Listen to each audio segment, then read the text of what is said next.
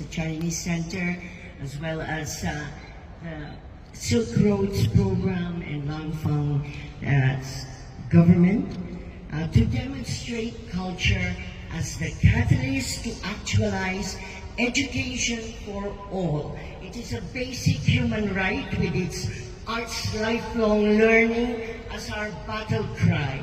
To live in peace with all nations, in harmony with nature, to stop violence against mankind and Mother Earth. To do this, we must declare war against poverty and pollution, drugs and disease, crime and corruption, terrorism and tyranny, ignorance and injustice, not by compulsion, but by persuasion, not by force of arms and missiles, but by the power of arts, synergized with media. Under UNESCO patronage, we call it the SDGs, Resilient Earth-Saving Peace Education. Are a global family inflicted with a triple crisis of COVID caused by collapsing economy, aggravated by conflict and climate catastrophes. War is a crime against humanity with humongous, inextricable climate consequences. Artists can reinforce the UN incessant appeal to stop senseless killings of children, women, and the elderly. Please listen to the voice of children.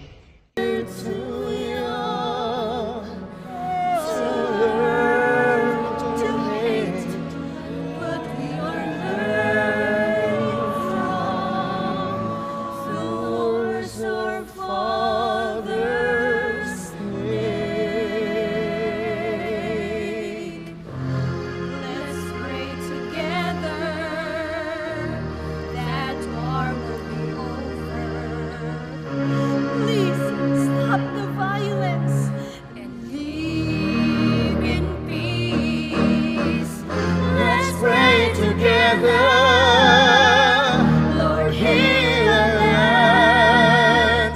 Let's pray together. Lord, heal our land. Let's pray together for peace.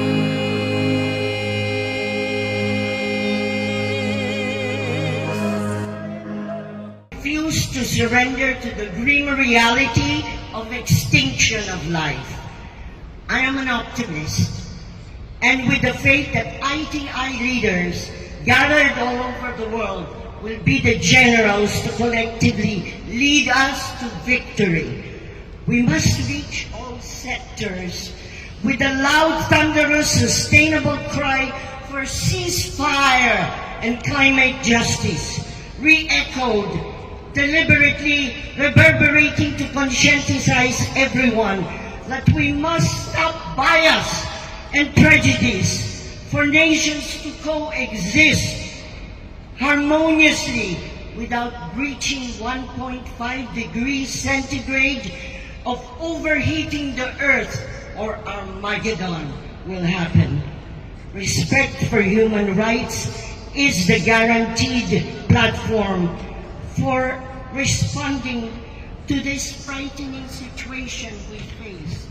The antidote is casting away indifference and greed, embedding the eternal values of compassion, caring, and sharing with love and defense of truth and justice that cannot be compromised in providing the care and the protection of people and planet through partnerships promoting peace and poverty eradication. Gender equality is vital because women know that suffering and sacrifice are essential to harvesting the fruitful labor in birthing children.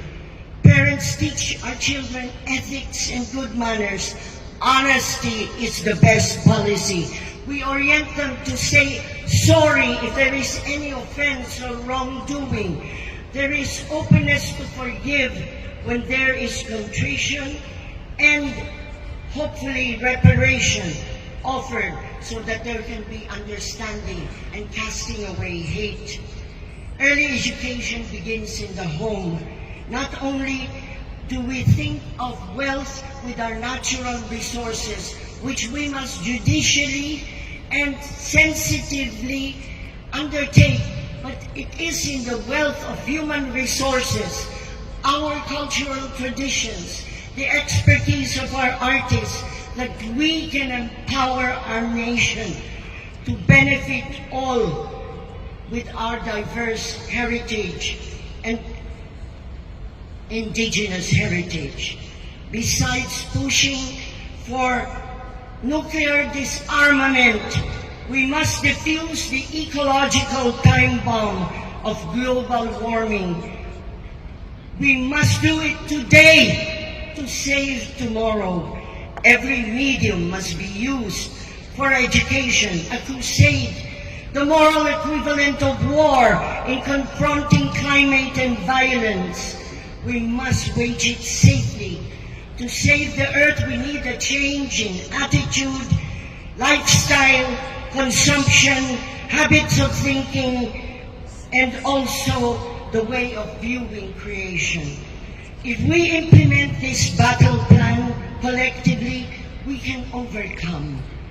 Venceremos is our mantra. We have to popularize science in cultural terms that people can understand. Eco-peace education must particularly inform and motivate about the problem and solutions. Reduce carbon, water, and waste footprints. Innovate eco-friendly products.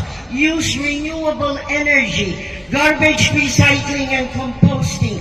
Control the plastic gyre, ruining our ocean.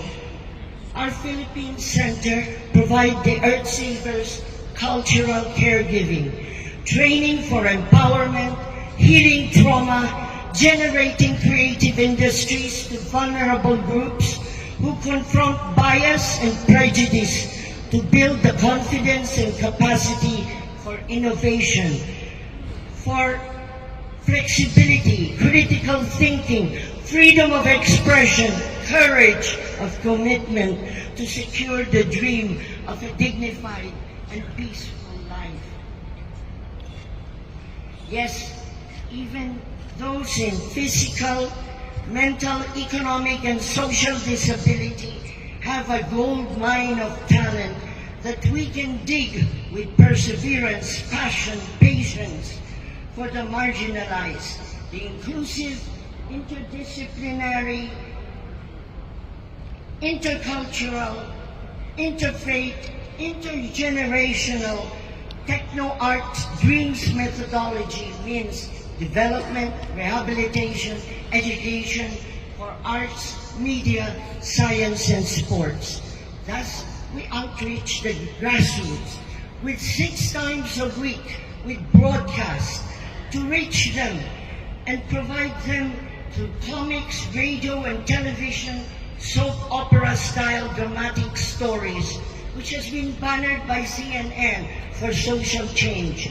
Instead of billions spent on bombs and missile deployment that destroy life, we must mobilize our diverse cultural traditions and heritage, artistic resources and talents to affirm life, to conscientize people, to value life.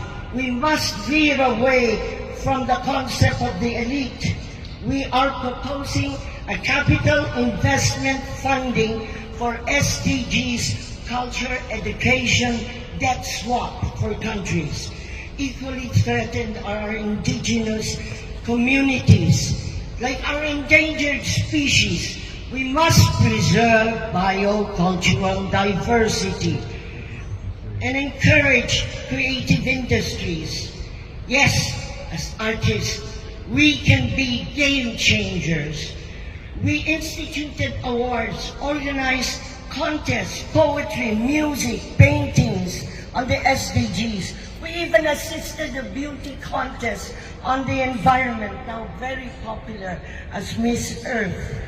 We call for climate justice from small islands and archipelagic states, which we forged in the Manila Declaration sent to the United Nations. And through all the United Nations climate conferences, our center, the Earth Savers, had inputted cultural programming so that we understand. Governments know that culture is an essential ingredient. Governance is accelerated or retarded depending on the dynamic application of culture. Now, fortunately, there is an interest to continue the Philippine initiative of the UN 2030 SDGs agenda, which we started, linked to the Paris Accord. And we hope for ITI support so that it can be a UNESCO resolution to have an SDGs Arts Olympics, not just sports Olympics, but cultural animators and teachers and scientists join together as a creative rainbow army to complement the Blue Army for peace of the United Nations. We must use arts as a mirror to discern our foibles and our strength to forge our respective identities.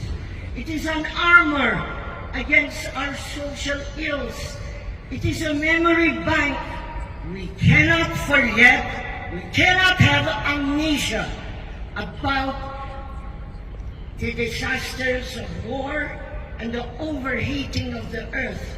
We must preserve our ancestral traditions as an anchor for facing adversities and providing hope. Where politics divides, yes, arts can unite and bond nations and cement a nation together. Cultural diplomacy with artistic dialogue is the bridge to compassionately connect continents for generating global citizenship. We have inputted cultural communications.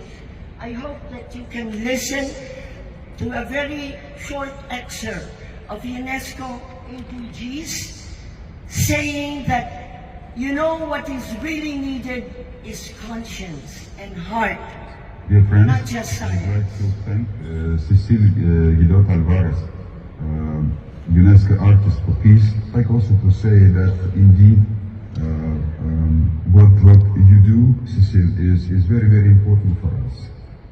I understand that the solution is not in the technology. Solution is more in the minds of people, in the spirits also, and very much in the heart of people. And because of that, the work of Artists for Peace, the campaigns that are focusing on the culture, on the ethics, or on equity and inclusion are incredibly important.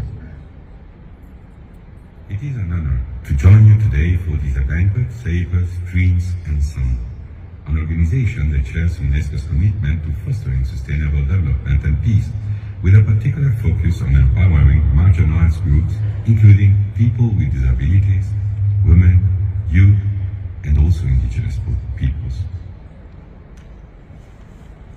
Thank you for your attention. In our language, mabuhay! Long live theater artists around the world! Thank you. 谢谢，谢谢阿尔瓦雷斯女士。